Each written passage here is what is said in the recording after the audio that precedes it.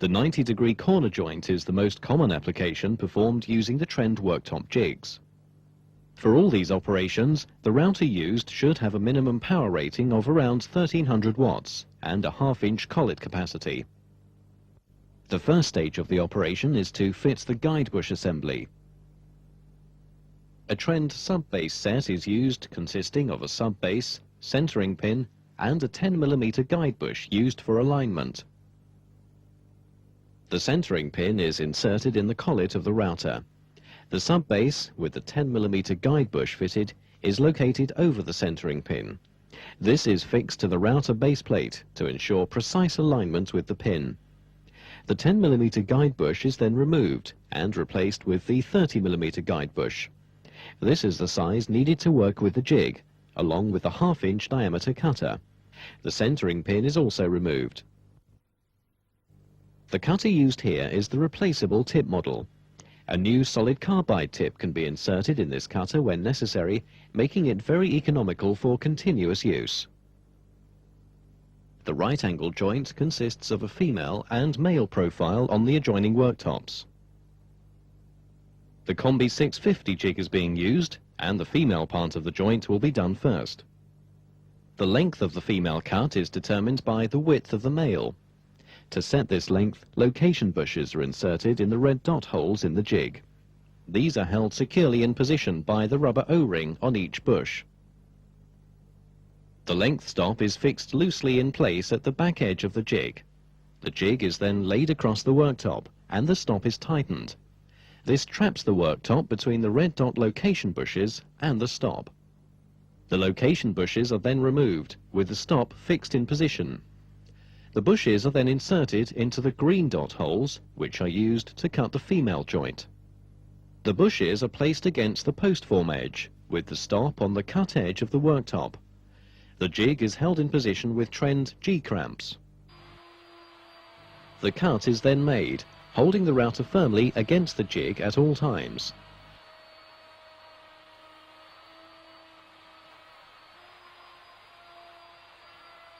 The depth of the cut is about 8mm in each pass. To ensure the laminated surface of the worktop doesn't chip or break out, the direction of the cut should always be into the post form edge. Once the female joint is cut, the worktop should ideally be placed on the units. The male worktop is placed on top and supported in position. A pencil line is drawn round the female cut, marking the position for the male joint. Because of the offset between the cutter and the guide bush, the cutter path is 8.5mm over from the edge of the jig. A line is drawn on the worktop to mark this offset, ensuring the cutter cuts along the first line. To cut the male joint, the length stop is removed from the jig. The location bushes are moved from the green dot holes to the red dot holes. The jig is positioned with the location bushes firmly against the post form edge and aligned against the offset line.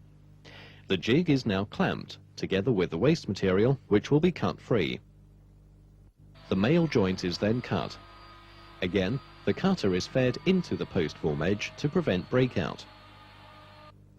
The male profile can now be placed in position to check the fit of the joint.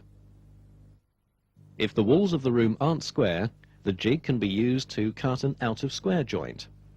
Only the male cut need be adjusted. Once a pencil line has been drawn on the male worktop, the jig can be positioned to suit the angle required. The limit is 5 degrees over a length of 600mm. The 8.5mm offset needs to be allowed for again when cutting. The next task is to cut the recesses for the panel butt connectors. The location bushes are inserted into the yellow dot holes to use the recessing template feature. The end stop is located so that the first recess is cut approximately 150mm away from the post form edge. The same cutter and guide bush combination are used with the recessing template. The bolt of the connector should ideally follow the center line of the worktop. With this 40mm worktop, the depth of the cut will be 28mm. 2 panel connectors are used. The same operation is carried out on the female worktop. The position of the stop is marked. The stop and the location bushes are now moved to the other side of the jig. Where support directly beneath may not be possible, the joint can be reinforced with a biscuit joint. The biscuit jointer cutter is set to route a slot along the center line of the edges to be joined. The smallest bearing is used with the biscuit jointer to give a slot deep enough for number 20 biscuits. With this 600mm worktop, 4 biscuits are used. PVA adhesive is applied to the biscuits and the male and female joints before bringing them together. The panel butt connectors are fixed from underneath and bolted into position. Any excess adhesive is removed. The worktop is then secured along its length to the carcasses with countersunk screws. Here, a drill bit from the Snappy Quick Release drill system is used. The Snappy Quick Chuck has been fitted to the power drill, and the Snappy drill bit simply snaps into the Quick Chuck. The drill bit can be replaced quickly with the Snappy screwdriver bit, and the whole operation completed in seconds. The complete Snappy range comprises the Quick Chuck, Snappy drill bits, countersinks, drill bit guides, and screwdriver bits. As well as right-angle joints, the Combi 1001 jig can also produce a 22.5-degree corner joint, ideal for cooker hob units. This makes an attractive focal point for a kitchen layout. The joint is built up in sequence, first by cutting the worktop facing the left wall, then the back section, and finally the middle section. The jig holes marked with blue dots are used throughout the operation whilst cutting the worktop sections. For the left wall section, the location bushes are placed in the blue dot holes. The jig is then clamped into position, this time using the accessory clamps. These have the advantage of combining a width setting stop together with a clamping facility. This means that the router path can be kept clear. G-clamps are also used to hold the waste piece. With the same guide bush and cutter combination, a straight cut is made across the worktop. The cut is made with the laminate face up, cutting into the post form edge to complete the first 22.5-degree section. For the back wall section, the blue dot location bush positions are again used while cutting the 22.5-degree joint as before.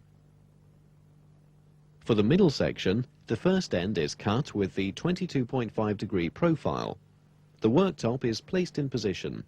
The line for the final cut is marked, and the 8.5mm jig offset is allowed for. The jig is clamped in position along the line, and the final cut is made. The middle section is placed in position, and the joint checked for alignment. The recesses for the panel connectors are added in the same way as the right-angle joint. If access to the joint is difficult when in its final position, the connectors and biscuits may be fixed while it's still on the workbench. An aperture can be cut in the middle section using a template with the same guide bush for the hob. The same technique can also be used to cut an aperture for the sink. The cutter follows a clockwise direction when cutting with the template, giving a perfect fit. In some mitre corner locations, the width of worktop may mean that a triangular section needs to be filled at the rear of the corner section. It's usual to make a feature from the gap by creating a raised plinth in the corner. The peninsula feature can be created using left and right-hand right-angle joints. This connects 2 sections of worktop to a third section at 90 degrees, or like this, as a freestanding length of worktop. The end of the peninsula section can be finished with a curve. The Combi 1001 jig provides white dot location bush positions for creating this effect. The Combi 1001 also allows 2 other similar edge finishes to be applied. The first of these is the corner radius, which is produced by using the black location bush positions. The other type of end cut is a simple 45-degree finish, which makes use of the grey location bush positions. The cut edges of the worktop are finished with strips of laminate, fixed to the worktop edge with impact adhesive. Trend post-form worktop jigs, cutters and accessories are not only for kitchen fitting. They are also used for fitting out hospitals, schools, laboratories, restaurants and other demanding contract applications.